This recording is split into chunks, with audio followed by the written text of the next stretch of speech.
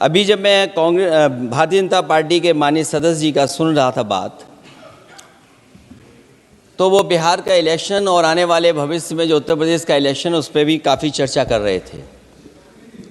सभापति महोदय, मैं कुछ बातें ऐसी कहना चाहता हूं जो हम लोगों ने अपनी आंखों से देखा, और जिस इलेक्शन कमीशन से हमें ये उम्मीद थी कि निष्पक्ष काम होगा, निष्पक्ष कार्रवाई होगी, वो हमें कहीं देखने को नहीं मिली।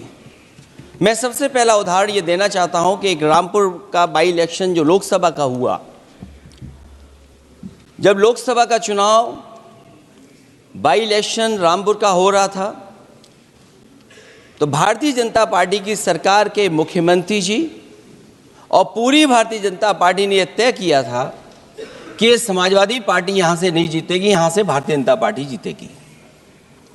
और ये आशंका हम लोगों को थी कि हर तरीके से हम लोगों को दबाया जाएगा, हर तरीके से चुनाव में धांधली की जाएगी। और जिस समय चुनाव शुरू हुआ, वो चीज़ें हम लोगों को देखने को मिली।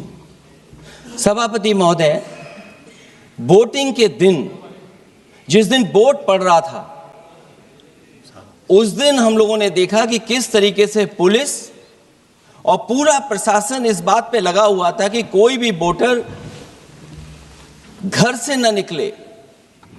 रामपुर का बाई इलेक्शन हमने ऐसा देखा जहां पर पूरा पुलिस प्रशासन, भारतीय जनता पार्टी की सरकार ये कोशिश में लगी थी कि मतदाता बाहर न निकले, और पहली बार भारतीय जनता पार्टी वहां से चुनाव लोकसभा का जीती।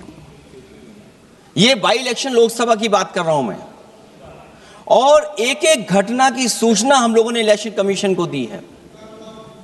एक एक घटना के पुलिस क्या कर रही है, पुलिस कहां बैरिकेडिंग लगाई है, पुलिस कहां रोक रही है, कौन पुलिस का अधिकारी कहां जा रहा है, डीएम क्या कर रहे हैं, कमिश्नर क्या कर रहे हैं। और उसके बावजूद भी इलेक्शन कमीशन ने एक भी किसी के खिलाफ कार्रवाई नहीं की।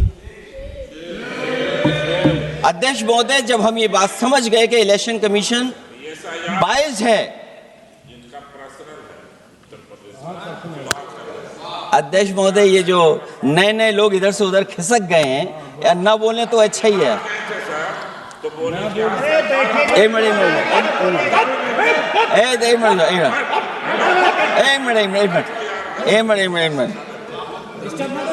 अध्यक्ष महोदय, पर अध्यक्ष महोदय, मेरा ये आग्रह है ये अध्यक्ष महोदय ये कुछ जानते नहीं है। अध्यक्ष महोदय, माननीय सदस्य कुछ जानते नहीं है, ये ना पढ़े लिखे हैं ना कुछ जानकारी रखते हैं। ये मैं ये कह रहा हूं, मैं ये बात इसलिए कह रहा हूं, ये अनपढ़ इसलिए हैं। अध्यक्ष महोदय, मैं ये बात इसलिए कह रहा हूं कि जो जो घटनाएं मैं बता रहा हूं, मैंने एक एक घटना इलेक्शन कमीशन को टैग किया है, एक एक वीडियो इलेक्शन कमीशन को दिया है, एक एक पत्र लिखा है इलेक्शन कमीशन को। अगर एक भी कार्रवाई की हो तो मुझे बता दें, अगर ये जानते हो। अगर मतदाता सूची करेक्ट है तो क्यों शपथ लिया, क्यों चुनाव लड़ा?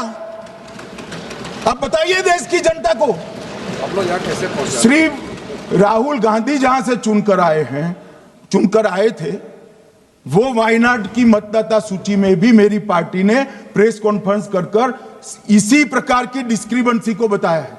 इसका जवाब नहीं देते। हमने अमेठी का भी बताया है, इसका जवाब नहीं देते हैं। मान्यवर, ये चुनाव की मतदाता सूची में जो थोड़ी बहुत गलतियां हैं, उसको वो लोग मुद्दा बनाते हैं चुनाव हारने का। चुनाव हारने का कारण है नहीं, मैं अंत में बताऊंगा क्यों हारते हो चुनाव, मैं बताऊंगा माननीय अंत। परंतु फिर भी चलो मान ले कि मतदाता सूची ठीक नहीं है, तो गहन पुनर्निरीक्षण का मतलब ही ये है कि मतदाता सूची को सुधारने की प्रक्रिया। अब इसमें आपके बीएलए सहयोग नहीं करते हैं, आप उसका बहिष्कार का ऐलान करते हो, आपकी राज्य सरकारें जहां है वो मदद कम करती हैं, तो कैसे मतदाता सूची का शुद्धिकरण होगा? जो आपकी डिमांड है वो ही चुनाव आयोग कर रहा है। आपकी डिमांड है कि मतदाता सूची ठीक हो, वो चुनाव आयोग कर रहा है। मगर हुआ क्या है मान्यवर, मालूम है इनको? अब अगर प्रेस में कोई पत्रकार उनको पसंद ना आए ऐसा सवाल पूछते हैं तो तुम बीजेपी के एजेंट हो, ऐसा कहते हैं।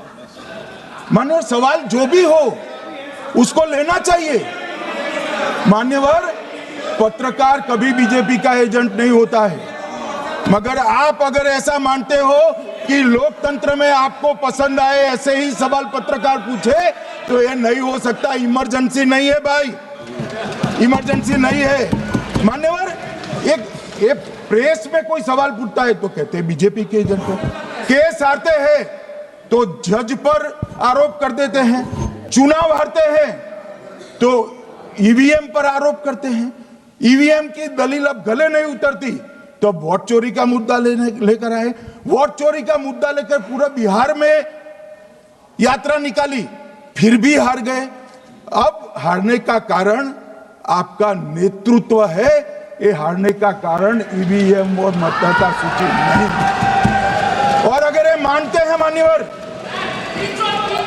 अगर ये मानते हैं कि इनको कोई पूछने वाला नहीं है, भगवान करे मैं गलत पड़ जाऊं, कांग्रेस के कार्यकर्ता इनका हिसाब मांगेंगे। एक दिन कांग्रेस के कार्यकर्ता इनका हिसाब मांगेंगे कि इतने चुनाव कैसे हार गए। मान्यवर, कोई जज आजादी के इतने साल में नहीं हुआ है मान्यवर कि कोई जज एक जजमेंट दे तो जज के खिलाफ इंपीचमेंट लेकर आते हैं। अपनी वोट बैंक को एड्रेस करने के लिए इंपीचमेंट लेकर आते हैं मान्यवर। और ये सारे ने तो साइन कर दिया, साथ ही साथ उद्धव जी ने भी साइन कर दिया। उद्धव जी, जजमेंट क्या है? एक पहाड़ी पर मान्यता है कि हाँ सबसे ऊपर दिया जलाया जाए। मान्यवर, एक वोट बैंक को संभालने के लिए एक हाईकोर्ट के जज के सामने इंपीचमेंट लेकर आए हैं।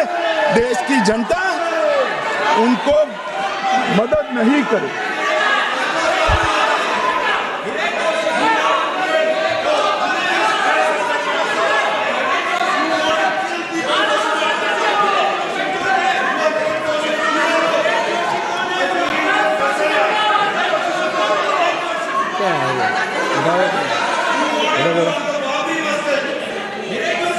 प्लीज नो, माननीय गृह मंत्री जी।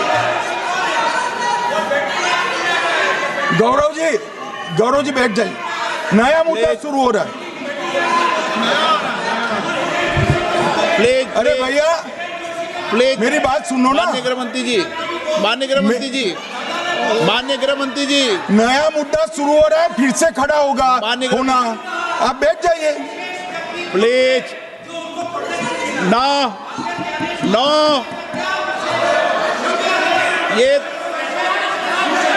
ये तरीका नो। मणिकम जी प्लीज बैठिए। नो, ये तरीका ठीक नहीं है। प्लीज बैठे। हर आपको ज्यादा समस्या है क्या हर 2 मिनट में खड़े होने की? हर 2 मिनट में खड़े होने की समस्या है क्या आपको लोगों? बैठिए, ऐसे नहीं चलेगा।